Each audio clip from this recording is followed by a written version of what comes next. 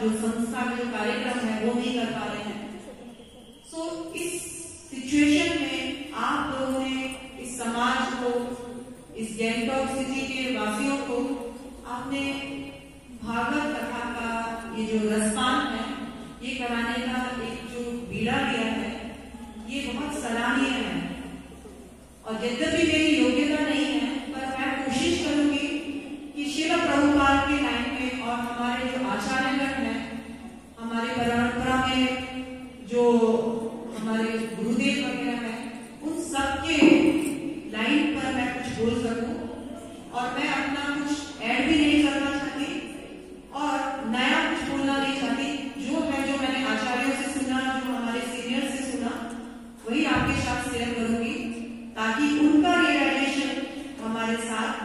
शुद्धिकरण करने में हेल्प करे।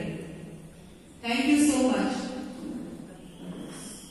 हमारा आज का जो कार्यक्रम है महिलाओं के द्वारा महिलाओं के लिए, ये बहुत बड़ा सीख है कि महिलाएं किसी से कम नहीं है। महिला चाहे तो बड़े बड़े प्रोग्राम ऑर्गेनाइज कर सकती हैं। सो आप लोग बहुत हम महिलाओं के लिए बहुत इंस्पिरेशनल आप लोगों ने काम किया है। जनरली भागवत कथा या भागवत ऐसा श्रवण का जो प्रोग्राम है एक बड़ा आयोजन होता है जो सिर्फ महिलाओं के लिए संभव नहीं है, पर आप लोगों ने करके दिखाया। Thank you so much. Thanks for your spirit. Thanks for chief guest जिन्होंने अपना इतना कीमती वक्त हमें दिया। सो अब हम डिले नहीं करते हैं, स्टार्ट करते हैं। श्रीमद् भागवतम के बारे में हम थोड़ा सा श्रवण करेंगे। श्रील प्रभुपाद के द्वारा ये तात्पर्य लिखा गया है। तो हमारा चर्चा का जो विषय था वो है नंद नंद श्री कृष्ण। नंद नंद श्री कृष्ण यानी नंदलाल श्री कृष्ण। समाज में आज की डेट में बहुत सारे टॉपिक्स है बात करने के लिए, वेरियस ऑफ टॉपिक्स। आप पॉलिटिकल बात कीजिए, आप फैशन की बात कीजिए, आप कुकिंग की बात कीजिए। हर फील्ड में बहुत सारा, हर फील्ड में बहुत एक्सपेक्ट है बात करने के लिए। इतने टॉपिक्स, कुछ नहीं तो कोविड को लेकर आप हजारों किस्म की बात कर सकते हैं, परंतु हमने चुना कृष्ण लीला। कृष्ण लीला पे बोलना है। तो हम जानते हैं कृष्ण कौन है। कौन है कृष्ण? बताइए। मार्क्स नहीं करेंगे या फिर मैं नंबरिंग नहीं दूंगी, आप लोग बोल सकते हैं। कौन है कृष्ण? क्या जानते हैं जिसके बारे में हम बात कर रहे हैं ना, जिनके बारे में आप लोगों ने इतना मेहनत किया, कौन है वो? ऑफ कोर्स कृष्ण कोई बड़ी पर्सनैलिटी है ना, भगवान है। कृष्ण के बारे में ही ये सारा श्रीमद् भागवतम लिखा गया है। इस श्रीमद् भागवतम में कुल 18,000 श्लोक है और 335 अध्याय है। ये व्यासदेव द्वारा रचना किया गया है। व्यासदेव ने इसकी रचना की है। सुखदेव गोस्वामी और परीक्षित के बीच में जो बातें हुई, कन्वर्सेशन है, उसका ये रिकॉर्ड है। इसमें भगवान और भगवान के भक्तों की लीलाओं का वर्णन है। तो हमने इतने सारे टॉपिक छोड़ करके श्री कृष्ण के बारे में सुनना और बोलना तय किया। क्यों ऐसा किया? क्योंकि इस टॉपिक से हमको अल्टीमेट मिलेगा। अल्टीमेट मतलब जो परम है, परम मतलब सबसे बड़ी चीज मिलने वाली है। हमारे जीवन में हम छोटी छोटी चीजों को इकट्ठा करने में बिजी रहते हैं। कोई धन मांगने में बिजी है, कोई अच्छा रूप मांगने में बिजी है, कोई अच्छा परिवार, कोई सुख, कोई शांति, कोई अच्छा हेल्थ। छोटे छोटे इंस्टॉलमेंट में हम लोग मांगते हैं। सच में हमको मांगना भी नहीं आता है। ऐसा श्रीमद् भागवतम में ऐसा उपाय है कि एक बार में सब कुछ झट से मांग लिया जाए। तो वो उपाय सीखना है हमको कि जो मुझे मांगना नहीं भी आता है, परंतु श्रीमद् भागवतम के द्वारा मैं परम मांग सकूं। छोटी छोटी जरूरतों को पूरा करके हमको लगता है कि मैंने जीवन में बहुत बड़ा अचीवमेंट, बच्चों की शादी कर ली, घर गृहस्थी का काम हो गया, अब मैं गंगा नहा ली। कैसे गंगा नहाया जाता है? तो भागवतम हमको दिखाएगा वास्तव में गंगा कैसे नहाया जाता है। अभी हमारी प्रेजेंट सिचुएशन है, हम लोग उस मछुआरे के जैसे हैं जिसके सामने भगवान साक्षात आकर खड़े हो गए थे, लेकिन भगवान ने बोला मांगो बच्चे, कुछ मांगो, मैं तुमको कुछ देना चाहता हूं। लेकिन उस मछुआरे को मांगना भी नहीं आया। एक मछुआरा था, मछलियां पकड़कर अपनी जो जीवन या जीवन वो चलाता था, परंतु उसको प्रॉब्लम होती थी कि जब मछलियां पकड़ने के लिए वो नदी की तरफ जाता था तो उस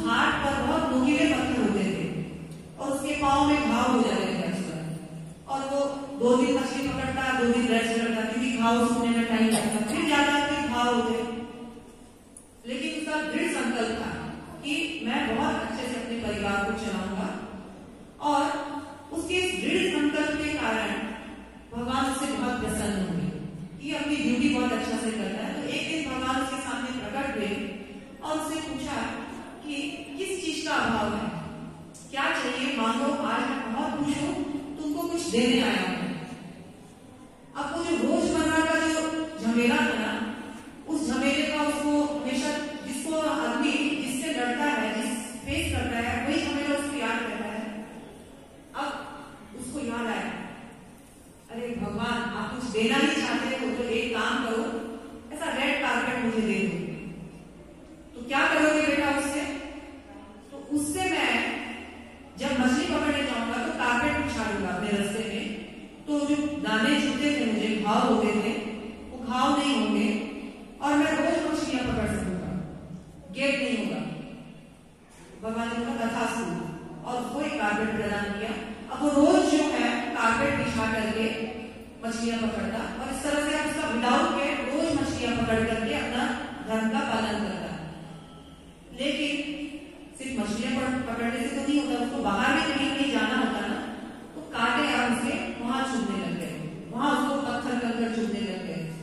तो सोचा अरे समस्या वही की वही रह गई, यहां से बच गया, समस्या कहीं और आकर खड़ी हो गई। बाद में उसको किसी ने बताया, अरे मूर्ख, मांगने का तो जूते मांगता ना, कहीं भी जाता तो सेफ रहता।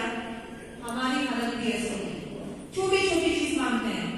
पहले बोलते हैं जब हम छोटे थे, भगवान बस पास हो जाऊं, स्कूल में पास हो जाऊं, अच्छे नंबर आ जाए, हो गया, स्कूल में पास हो गया, अच्छे कॉलेज में एडमिशन मिले, वो भी हो गया। फिर मांगते हैं अच्छा कोई लड़का हो जाए जिससे लाइफ सेट हो जाए, शादी भी हो गई। बच्चा मांगते हैं, बच्चे भी हो गए। फिर बोलते हैं भगवान बच्चों को जल्दी जल्दी बड़ा कर दो तो मैं फ्री हो जाऊं। बच्चे बड़े हो गए, उनकी पढ़ाई का टेंशन, उनकी शादी का टेंशन, उनकी शादी का उनके बच्चों का टेंशन, मांगना भी नहीं आता है। कुछ कुछ कुछ कुछ रोज इंस्टॉलमेंट में हमारी जो लाइफ है बढ़ती जाती है। श्रीमद् भागवतम हमको सिखाएगा कि सही रूप से क्या मांगना है, ऐसा क्या परम मांगे, ऐसा क्या, ऐसा अल्टीमेट मांग ले कि और मांगने का झमेला ही नहीं। एक बार मिल गया तो हो गया। तो उस परम को खोजने के लिए हम यहाँ पर चर्चा करेंगे, और मुझे पूरा विश्वास है कि जब आपको मानना आ जाएगा तो सारे टेंशन जो है वो एक दिन में आपको लगेगा कि अब धीरे धीरे लाइफ में संतोष जिसको बोलते हैं, शांति जिसको बोलते हैं, वो आ गई। और एक टाइम ऐसा आएगा कि मांगने का भी मन नहीं करेगा, अपने आप सब कुछ आ रहा है। जब यहाँ पीस होता है, यहाँ शांति होती है, तो आदमी कहीं भी कैसे भी रह सकता है। श्रीमद् भागवतम ऐसा ग्रंथ है जो हमको ये जीवन सही रूप से कैसे जिया जाए वो सिखाएगा। तो जहां तक श्रीमद् भागवतम के बारे में कहना है, आप सब जानते हैं कि ये परीक्षित और सुखदेव के बीच में कन्वर्सेशन है। परीक्षित महाराज को 7 दिनों के बाद तक्षकनाग आगे डसेगा, ऐसा उनको श्रृंगी ने श्राप दिया था।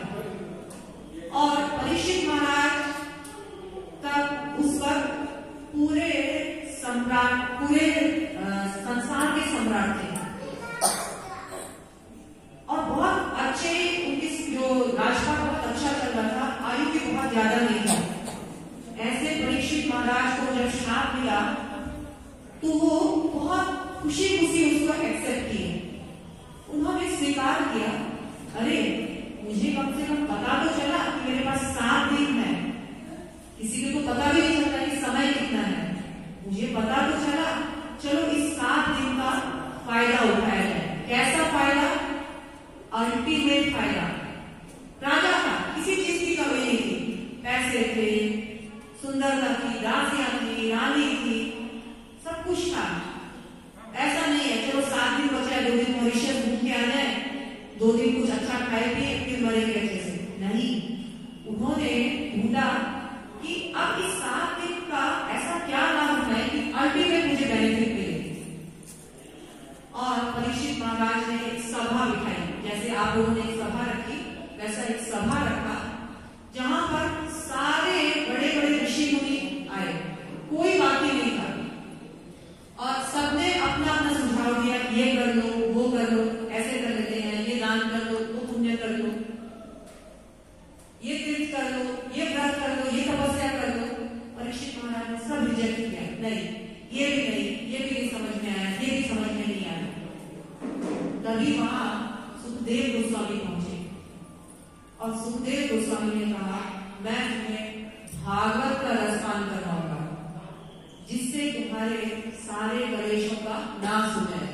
और परीक्षित महाराज ने तुरंत उनको स्वीकार किया। सिर्फ परीक्षित महाराज ने वहां पर एकत्र जितने भी ऋषि मुनि थे, किसी ने उनकी बात का खंडन नहीं किया, यानी सबने सम्मति जताई। श्रीमद् भागवतम के श्रवण के आगे सारा दान, पुण्य, यज्ञ, तपस्या सब ठीक है। सबने वहां पर सबने मुहर लगा दिया। इससे इसका जो श्रवण है या इसका पठन है, इससे ऊपर कुछ नहीं है।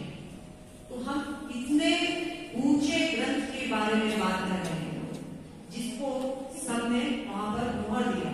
7 दिन 7 रात लगातार परीक्षित महाराज ने इसका श्रवण किया, और श्रवण करके उनको अल्टीमेट कृष्ण धाम है, कृष्ण का शरण है, वो प्राप्त हुआ। ये श्रीमद् भागवत हजारों सूर्य के समान है, जो हमारे जीवन में सभी प्रकार के अंधेरे को गिरा सकता है। क्या हमको लगता है अंधेरा है हमारे जीवन में? नहीं है ना? फिर क्या दरकार है? सूर्य का क्या दरकार है? नहीं है ना? तो दरकार अंधेरा है या नहीं है, इसका निर्णय भी आप लोग ही करेंगे। और थर्ड डे आप लोग मुझे बताएंगे कि इसका दरकार सच में आपको था कि नहीं था। इनफैक्ट आप लोगों ने इतना बड़ा प्रोग्राम किया, आप लोग सब कोई अपने घर, अपने फैमिली में जाकर बोलिए, अवश्य सुने इसको। सिर्फ सुनने का भी बहुत लाभ है। आपने कितना काम किया, कोई आकर जस्ट कान दे अपने ना, तो कान का भी बहुत लाभ है। जब इसको लिखा गया तो व्यासदेव ने पहले श्लोका में ही जन्माद्यस्य हेतु अन्वयात्, इसी श्लोका में ही बता दिया कि इसका सब्जेक्ट मैटर क्या है, भगवान श्री कृष्ण। कौन से भगवान? जो आदि है, इस जगत में जो कुछ नहीं था तब से है, ऐसे भगवान इस श्रीमद् भागवतम के सब्जेक्ट मैटर है। क्या हमको लगता है कृष्ण भगवान है? ये तो व्रत बताते हैं ना, पर कभी हमको अपने डेली लाइफ में, डे टू डे लाइफ में लगा कि कृष्ण भगवान है? नहीं लगा होगा शायद। जिनको लगा है हाथ उठाइए।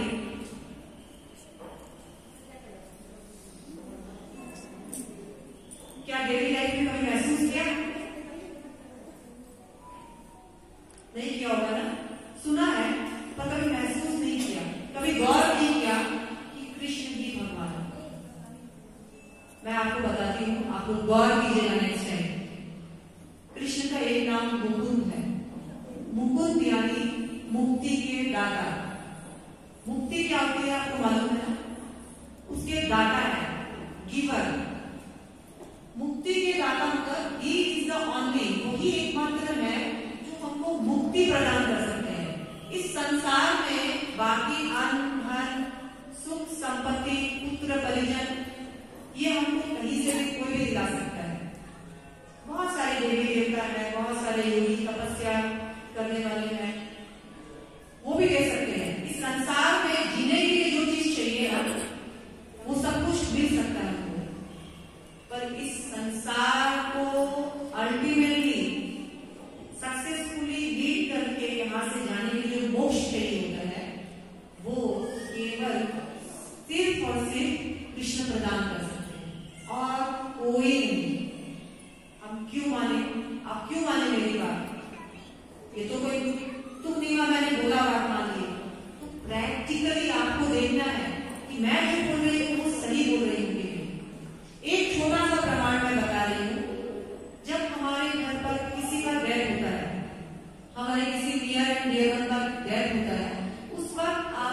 ऑब्जर्व कीजिएगा किनकी पूजा होती है।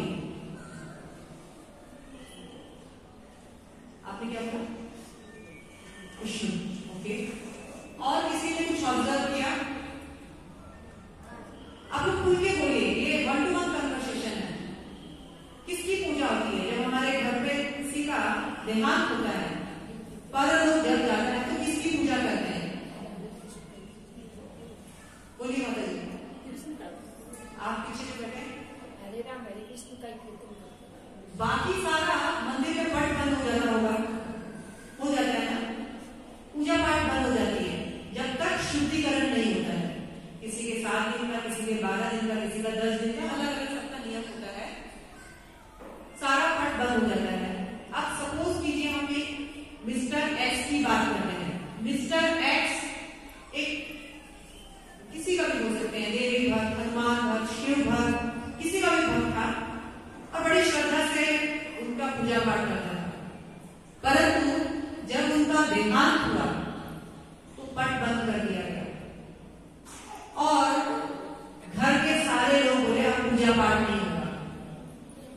देहांत होने से पहले पहले जब उनके घर के जो जानकार बड़े लोग हैं वो बोलते हैं गंगा जल लेके आओ, अंतिम समय चल रहा है, गंगा जल लेके आओ।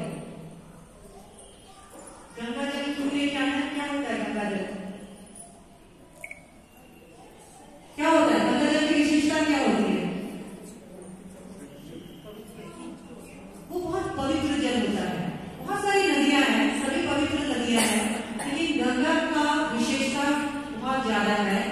क्यों ज्यादा है? कभी पता चला हमको?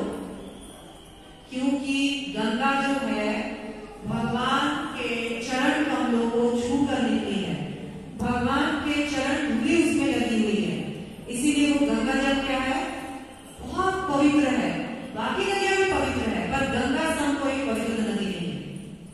तो हम उनको वो भगवान के चरण धूली का जल पिलाते हैं कि गंगा में इतना पावर होता है कि इसके पाप धुल जाए। हम उनके सिरहाने तुलसी रखते हैं। क्यों? तुलसी भगवान को बहुत प्रिय है। बिना तुलसी के भगवान 56 भोग भी ठुकरा देते हैं। तुलसी हो तो भगवान कुछ भी ग्रहण करते हैं, एक्सेप्ट कर लेते हैं, है ना? तुलसी भगवान को प्रिय है, वो हम उनके सिरहाने रखते हैं ताकि इस तुलसी के प्रभाव से यमदूत, यमराज कुछ भी उनके पास नहीं आए। गंगा जल देते हैं ताकि इसकी अंतिम यात्रा में जितने भी पाप होते हैं वो सारे उनके धुल जाए। उसके बाद उनके प्राण गए। जाने से पहले सब पूछते हैं गीता लाओ, गीता लाओ। तो वो कहता अरे गीता क्यों? ये तो देवी भक्त है, या ये तो कृष्ण, ये तो हनुमान भक्त है, या जो भी है, तो हम हनुमान चालीसा सुनाते हैं इसको, तो हम देवी चालीसा सुनाते हैं इसको। तो बोलते नहीं नहीं पागल, इस वक्त या तो गीता या तो भागवत। इसकी समझ में नहीं आया ये क्या है, इसने तो कभी गीता भागवत पढ़ी नहीं। अंत समय में इसको गीता भागवत क्यों सुनाया जा रहा है? अब गीता भागवत क्या है, इसकी इतनी विशेषता क्यों? अंत समय में उसको इतना, जो जिसने बंदे ने कभी पढ़ा ही नहीं, अब उसको इतना दिखाया जा रहा है। क्यों? क्या पावर है? वही कृष्ण की वाणी है। ठीक है, गए उसके प्राण, उड़ गए। प्राण उड़ने के बाद वो जीवात्मा, उसके घर पर सारा पूजा पाठ बंद, कोई भी पूजा पाठ नहीं। और पंडित जी आते हैं तो वो सिर्फ एक कृष्ण गोविंद हरे मुरारी नाथ नारायण वासुदेव, और कोई दूसरा नाम ही नहीं। ठीक है, और कोई दूसरा नाम नहीं। लेकिन उसी वक्त वो बोलते हैं नहीं हम लोग ये भजन गाते हैं दूसरा कोई भी, तो बोले चुप रहो, पागल है क्या, ये सब नहीं गाना है, इतनी गाते हैं, सब नहीं चलता है। फिर उठती है राम नाम सत्य है, हरि हरि बोल।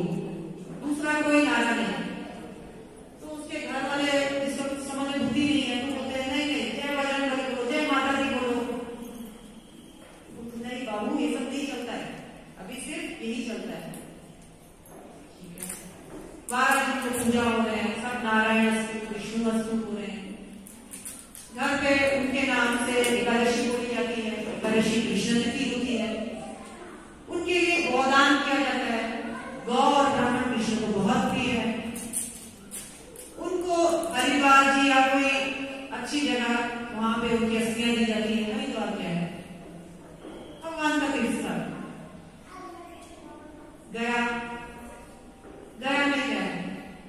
भगवान ने वहां पर अपने चरण छाप छोड़े हैं, तो वहां पे पिंड देने से कहा जाता है डायरेक्ट भगवान के पास है।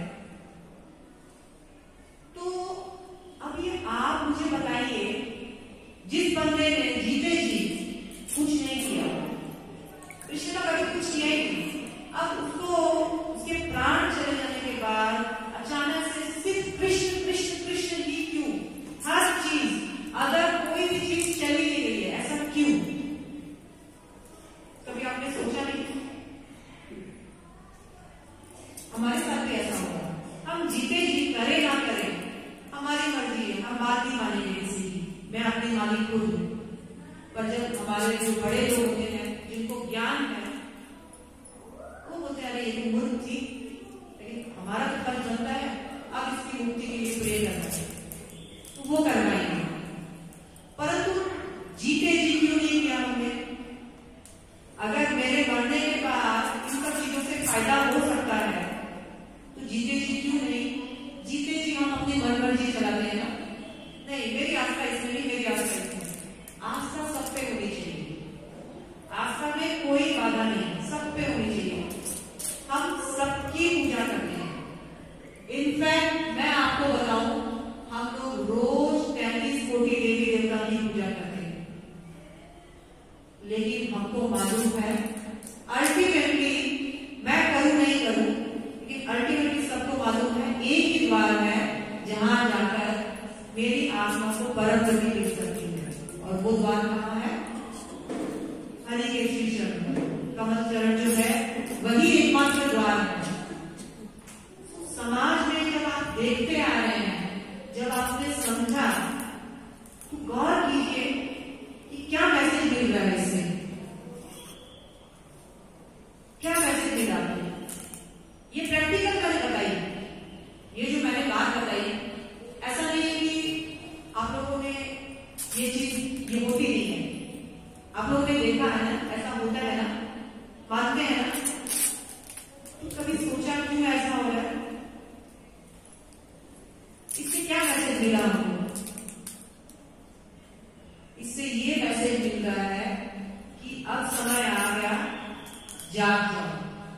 जो मनमर्जी करनी है करो, लेकिन जो अपने हाथ में है वो अगर खुद ही कर ले तो बहुत बड़ा उद्धार होगा खुद के ऊपर। यही नहीं, शास्त्रों में वर्णित है कि यदि कोई जीते जी, श्रीमद् भागवतम में है, हम कल सारा रेफरेंस भी देंगे आपको। आज क्योंकि ऑलरेडी अपना कथा कितने बजे तक है? 5:30 हो गया है।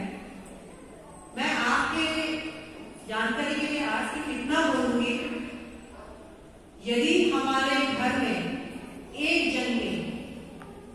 जन भी यदि हरि भक्ति, विष्णु भक्ति करना प्रारंभ कर देता है, तो हमारे घर के पितरगण, जो पूर्वज जो हमारे घर में थे, वो खुशी से झूमने लगते हैं। खुशी से क्यों झूमते हैं? क्योंकि अब उनको पता चल गया हमारा उद्धार होने वाला है। हमारे वंश में एक वैष्णव आ रहा है, एक वैष्णवी आ रही है। वैष्णव का जानते हैं? वैष्णवी जो विष्णु की या कृष्ण की पूजा करते हैं, एक निष्ठ होकर, उनको वैष्णव कहा जाता है। और वैष्णवी यानी जो फीमेल है, जो महिला भगवान की भक्त है, उनको वैष्णवी कहा जाता है।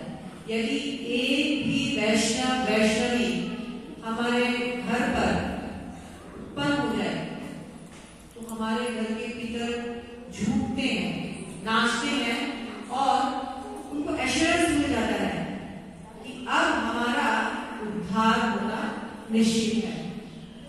तो कहा जाता है अपने माता पिता का ऋण कभी नहीं चुकाया जा सकता है। इस संसार में सबका ऋण चुकाया जा सकता है, माता पिता का ऋण नहीं चुकाया जा सकता। मानते हैं आप लोग इस बात को ना? श्रीमद् भागवतम सिखाएगा आप अपने माता पिता का भी ऋण चुका सकते हैं। मैंने सुना है कि पिता का तो फिर भी चलिए सेकेंडरी पार्ट है, पर माँ का तो हम खून पीते हैं, खून पीकर बड़े होते हैं ना। तो एक बूंद का खून भी अगर हम अपनी माँ के ऊपर लौटा दें तो भी उनका ऋण से ऋण नहीं हो सकते। लेकिन श्रीमद् भागवत बोलता है कि माँ का जो हमारा जो कर्ज है ना, उससे भी हम ऋणी हो सकते हैं। हम अपनी माँ को भी, जो हम जिसने हमको पैदा किया, जिसने हमको ये दान दिया ना, उसको भी हम द बेस्ट दे सकते हैं यदि हमने विष्णु पूजा, हरि पूजा या विष्णु भक्ति स्टार्ट कर दी है। तो कितना बड़ा गिफ्ट होगा अपनी माँ के लिए, कितना बड़ा गिफ्ट होगा अपने पिता के लिए यदि हम हरि भक्ति करना स्टार्ट करें। कौन भला ऐसा मूर्ख होगा जो अपने माता पिता के बेस्ट गिफ्ट नहीं देना चाहता है? चाहते हैं ना? बहुत सिंपल है, बहुत सिंपल प्रोसीजर हम कल बताएंगे, क्योंकि आज हमारा समय हम लोगों को बार बार बोल रहा है कि घड़ी देखो। परंतु मैं हमारे साथ गुवाहाटी से बहुत जन आए हैं, सारी प्राय कुछ महिला है, कुछ जेंट्स हैं, सब व्यापार भी कर रहे हैं, घर भी चला रहे हैं, मेरे भी बच्चे हैं, आप लोग जैसे नॉर्मल अपना गृहस्थी चला रहे हैं, हम भी चलाते हैं। परंतु हमने श्रीमद् भागवत से, श्रील प्रभुपाद की कृपा से, इस्कॉन की कृपा से ये सीख लिया कि दोनों चीज कैसे की जा सकती है।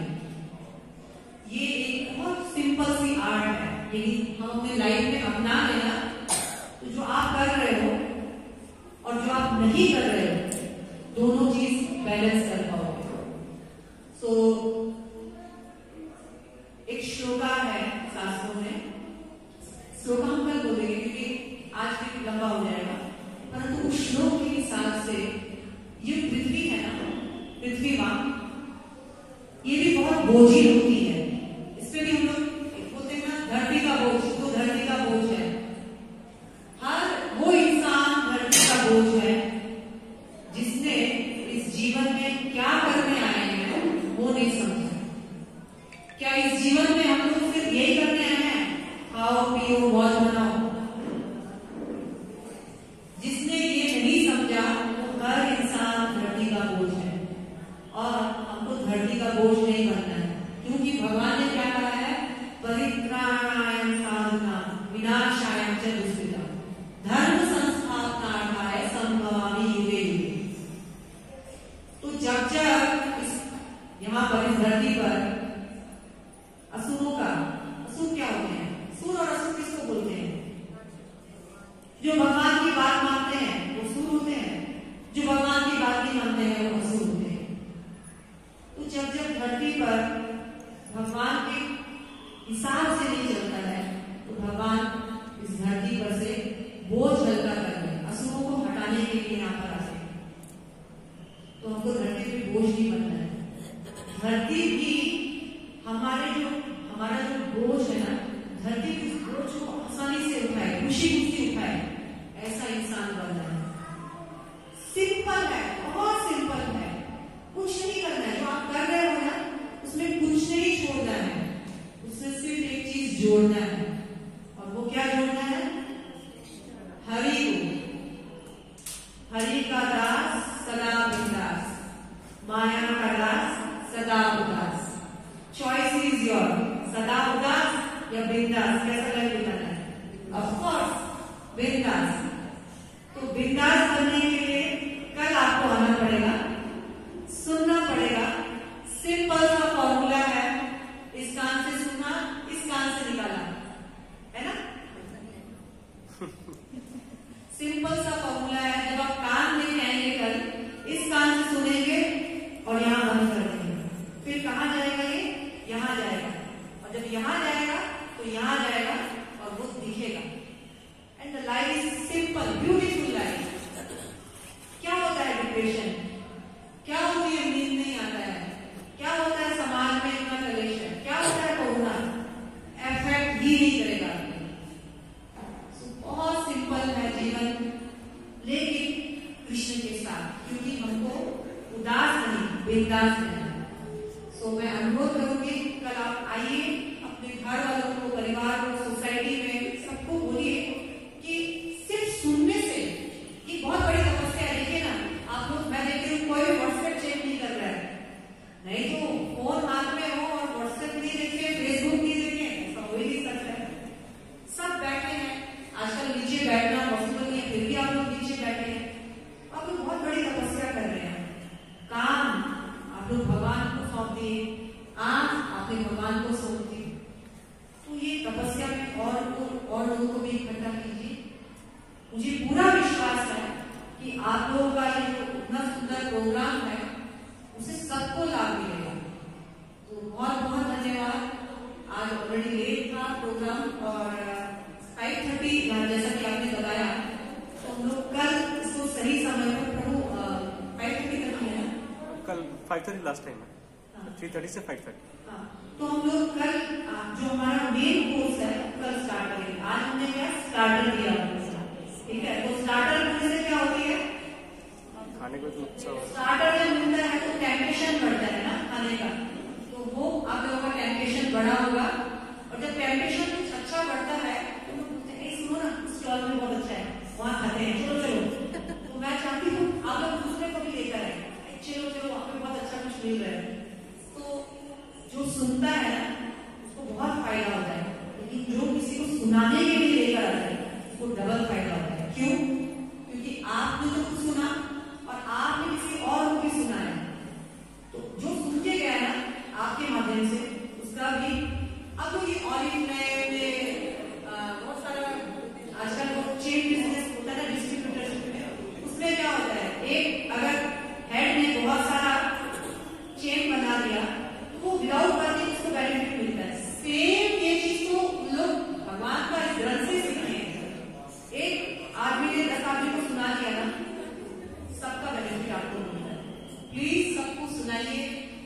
इस्कॉन गैंगटॉक ने महिला महेश्वरी महिला समाज ने इतना सुंदर जो योगदान दिया है, मुझे लगता है ये इससे बढ़िया और कुछ नहीं हो सकता, इससे बढ़िया समाज कल्याण भी नहीं हो सकता है।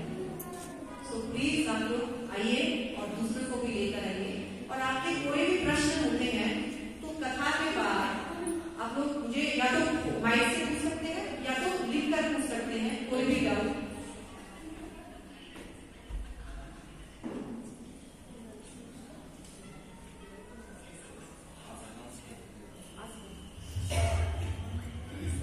नहीं रखिए इसको रखिए।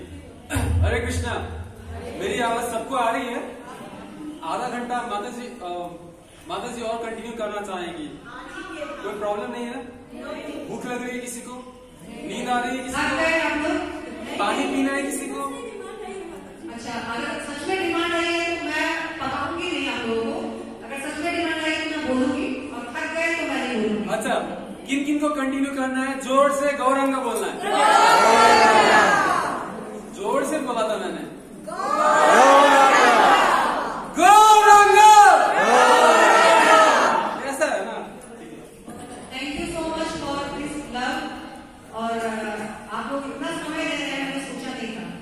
मैं श्लोका के साथ कंटिन्यू करती हूँ, जिस श्लोका को मैं बोलना चाह रही थी।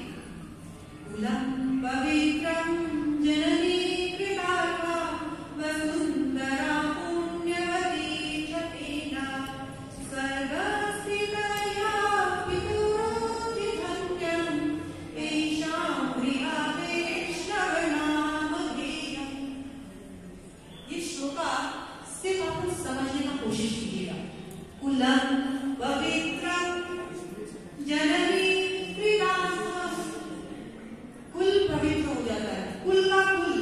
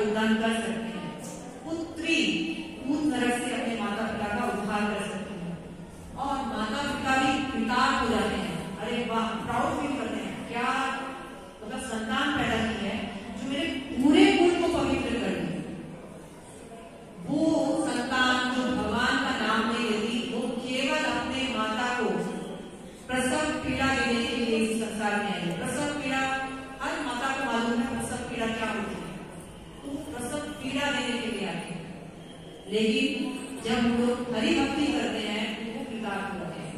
मूलम पवित्रम जननी कृतार्थम वसुंधरा। वसुंधरा मतलब होता है पृथ्वी। पृथ्वी देवी का एक नाम है वसुंधरा। पुण्यवती चतेना। वसुंधरा जो उस पुण्यवान जीव का बोझ लेने हंसी हंसी से खुशी खुशी से बोझ उठाने के लिए तैयार हो जाती है। स्वर्ग स्वर्ग में स्थित है जो भी भीतर होते हैं, जितने भी हमारे भीतर जन है। और सिर्फ एक और मैसेज है महिलाओं के लिए, आपके लिए गुड न्यूज है कि आपके किए हुए भक्ति से आपके ससुराल पक्ष को तो फायदा होगा ही, आपके मायके पक्ष को भी नहीं। आपके मायके पक्ष में भी जो पीतर है ना, अरे उनको वही है ना। यहाँ आकर आप स्त्रियों का क्या होता है, स्त्रियां किसी के धरोहर होती है जो कहीं बनती है और फिर धरोहर को सौंप दी जाती है। उनको वही का होता है तो उस का भी उद्धार करती है। तो हमारे जितने भी पितरगण है उन पितरों का भी उद्धार हम भी कर सकते हैं। और तो भी आप मैरिड, हमारा नाम टाइटल चेंज हो गया, वो तो चेंज नहीं हुआ, माता पिता तो चेंज नहीं हुई। तो उन सब का स्वर्ग में नाचते हैं। लिखा हुआ है ईशान गृह वैष्णव देयम। अरे हमारे घर पे क्या है, वैष्णव का जन्म। जब वैष्णव का जन्म मतलब ऐसा नहीं है कि वो जन्म से वैष्णव है। आज अभी इसी वक्त आप वैष्णव हो सकते हो। कैसे? जस्ट भगवान को अपने जीवन में ऐड करें। और भगवान को अपने जीवन में ऐड करने से, अच्छा मेरे जीवन में मैंने भगवान को ऐड किया, मैं भी कुछ अलग दिख रही हूँ, ये तो आप लोगों ने सम्मान दिया, वैसे नहीं। मगर क्या ऐसा है कि दो कान बड़े हो गए मेरे, या यहाँ से सिंह निकल गए, या तो फिर मैं देखने में कुछ अजीब सी हो गई? नहीं, आप किसी को लग रही है, लेकिन सिर्फ भगवान को ऐड किया। वैष्णव का अगर जन्म हो जाता है, एक जन्म ही वैष्णव हो जाता है, इतने जन्म का उद्धार कर देता है। कुल का, माता पिता का, पृथ्वी का, पितरों का, और साथ साथ में ऐसे वैष्णव, ऐसे जो जीव भगवान की भक्ति करते हैं, उस समाज का भी उद्धार कर सकते हैं। देखिए इस्कॉन कैंटो में आज कहीं ना कहीं इन्होंने आपको बताया कि ऐसा प्रोग्राम कर सकते हैं और समाज का उद्धार होगा। तो सारा कुल मिलाकर है कि हमारे जीवन में एक चीज का मिसिंग है, वो है हरि। अगर हरि को ऐड कर ले तो हमारी लाइफ परफेक्ट तो है ही, सुपर देन मोर परफेक्ट हो जाए। क्या फर्क पड़ता है जीवन में? हम सब कुछ करते हैं। यहाँ पर हम संडे को सब माता जी से मिलाएंगे, और ये सब आप लोगों को कल्चर प्रोग्राम भी करके दिखाएंगे। आप लोगों के लिए इन्होंने बहुत मेहनत की। सब दे आर ऑल गृहस्थ रनिंग देयर फैमिली लाइफ। सब अपने कोई उनमें से बुटीक चला रही है, बच्चे, घर गृहस्थी, आपके जैसे सब कुछ कर रही है। तो हमारे जीवन में हम सब किसी एक चीज की तलाश में हैं, और वो है सुख। ये करूं तो सुख मिलेगा, वो करूं तो सुख मिलेगा, मानव समाज कल्याण करूं तो सुख मिलेगा, घर अच्छा से चलाऊं तो सुख मिलेगा, अच्छा सैलरी मिल जाए भगवान तो सुख मिलेगा, है ना। सुख की खोज में बचपन से बुढ़ापा आने को आया, पर सुख की खोज खत्म नहीं की। किसी को शॉपिंग करके खुशी मिलती है, किसी को घूम के खुशी मिलती है, किसी को पैसे कमा के खुशी मिलती है, किसी को दान दे के खुशी मिलती है, परंतु फिर भी सुख का भूख रह जाता है। सुख का भूख अगर खत्म करना है तो उसका एक ही फॉर्मूला है। सुख मिलेगा कौन सी दुकान पे? एमजी रोड में कौन सी दुकान है जहां सुख मिलेगा? पूरे इंडिया में है नहीं सुख का दुकान? अच्छा, किसी ने सुख को देखा है क्या? नहीं देखा। शांति को देखा है? नहीं देखा। नाम रख सकते हैं हम लोग, लेकिन देखा तो किसी ने नहीं है, और ये मिलता भी नहीं है। पर मिलता है, कहाँ मिलता है? यही है हमारी हालत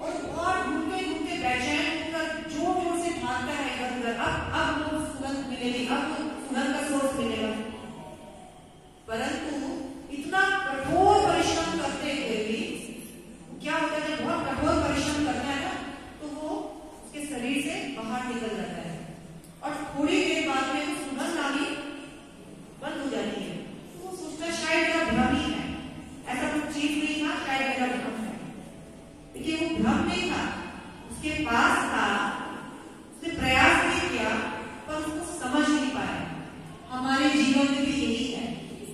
हमारे पास होता है सुख, संपत्ति, जिसको शांति जो भी बोले, हम बहुत प्रयास करते हैं उस मृग के जैसे, अब सुख मिलेगा, तब सुख मिलेगा, तब नहीं तो और कभी मिलेगा, मिलेगा तो आशा ऐसा रहती है, परंतु वो मिलता नहीं है। जब मिलता नहीं तो एक टाइम, एक पॉइंट ऐसा आता है लाइफ में, हम लोग सोचते हैं नहीं, सुख नाम का कोई चीज ही नहीं है जीवन में। पर क्या चीज नहीं है? हमको उसका खोज करना नहीं है, उसकी पहचान नहीं है। उस मृग को पहचान होती तो वो अपने अंदर से घूमता नहीं, इतना प्रयास नहीं करता। हमको भी प्रयास करना है श्रीमद् भागवतम के द्वारा। श्रीमद् भागवतम एक ऐसा ग्रंथ है, कहा जाता है त्रात्रयो अनुमूलनम। त्रात्रयो अनुमूलनम, अनुमूलनम मतलब जड़ से। मतलब मनुष्य कष्ट है, त्रय 3 प्रकार के कष्ट होते हैं जीवन में। वो कहा जाता है एक अपने शरीर से मिलने वाला, कोई बीमारी हो गई, अभी कोविड को लेकर हम लोग इतने सेंसिटिव हो रखे हैं ना, कोविड हो जाएगा तो मुश्किल हो जाएगा, ये अपने शरीर से मिलने वाला। किसी का सर दर्द का बीमारी, किसी को कुछ प्रॉब्लम है, अपने शरीर से मिलने वाला दुख, अन्य जीवों से मिलने वाला दुख, पति ने कुछ बोल दिया, सर्वेंट का मुंह खुला हुआ है, मच्छर काट दिया, कोई मधुमक्खी आके काट दिया, अन्य जीव से दुख मिलने वाला। और एक कहा जाता है प्रकृति से मिलने वाला दुख, जैसे अभी कोरोना का जो प्रकोप है, प्रकृति दे रही है, बहुत बारिश हो जाना, बहुत सूखा हो जाना, ये 3 प्रकार के जो कष्ट है, उनमें से किसी न किसी एक में हम हमेशा घिरे हुए रहते हैं। लेकिन श्रीमद् भागवतम ऐसा ग्रंथ है जो इन तीनों तापों को हमारे जीवन में जड़ से उखाड़ कर फेंक देगा।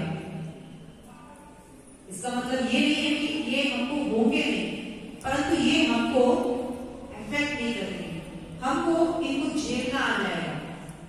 है संसार में सब कुछ है, सभी वैसा ही हो सकता है, पर हमको फर्क नहीं पड़ेगा, हम इन चीजों से बाहर निकल जाएंगे। ये सब श्रीमद् भागवतम में है। श्रीमद् भागवतम यदि हम लोग थोड़ा सा भी समझ जाएंगे ना, इस जीवन में जीना सीख जाएंगे, और मृत्यु के बाद तो जो होना है वो तो आप पढ़ेंगे, सुनेंगे। श्रीमद् भागवतम अभी हो सकता है हम लोग बोलते हैं कि हमको याद नहीं रहता है, सुना तो बहुत है, कथा तो बहुत सुनी है, याद नहीं रहता है, ठीक है। यहाँ पर महिलाओं की तादाद ज्यादा है। हमने किसी की शादी में 25 साल हो गया, किसी की शादी को 20 साल हो गया, किसी के 10 साल हो गया, हमने इतने सालों में अपने पति को क्या क्या डिश बनाकर कब तक खिलाया, याद है क्या? नहीं है। आज आप पूछेगा उनको भी याद नहीं है क्या बनाया, क्या खिलाया। लेकिन एक बात प्रमाण है, वो खा करके तुष्टि पुष्टि उनको मिली है, वो हेल्दी है, ये प्रमाण है। क्या खाया क्या खिलाया दोनों को याद नहीं है। वैसे ही कोई बात नहीं है, हमको कथा याद रहती है नहीं रहती है। यहाँ डाला, यहाँ आया, यहाँ आया, पुष्टि पुष्टि सब मिल गई ना, उतना ही काफी है कि हमने श्रवण किया। श्रवण करेंगे ना, श्रवण मात्र से हमारा जो होना है भगवान, बहुत श्रीमद् भागवत में इतने फायदे हैं कि एक दिन हमारा सिर्फ फायदा सुनने का ही, इसको बोलते हैं हमने समय दिया तो क्या मिलेगा, सबको रहना ना, जाएंगे तो क्या मिलेगा, अभी क्या नहीं मिलेगा, मुझसे क्या नहीं मिलेगा। श्रीमद् भागवतम ऐसा ग्रंथ है जिसको सुनने के लिए साक्षात देवी देवता तरसते हैं। जब परीक्षित महाराज को सुखदेव गोस्वामी भागवत सुनाने के लिए आए ना, जब जा रहे थे